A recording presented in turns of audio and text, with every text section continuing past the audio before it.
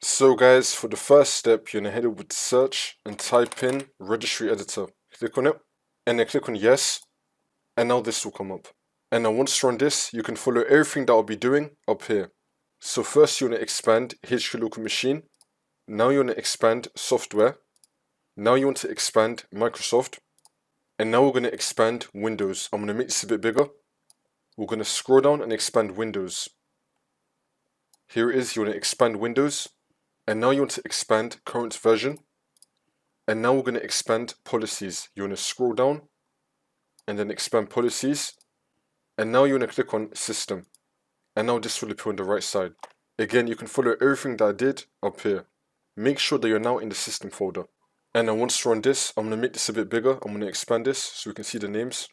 Now you want to find validate admin code signatures. Double click on it.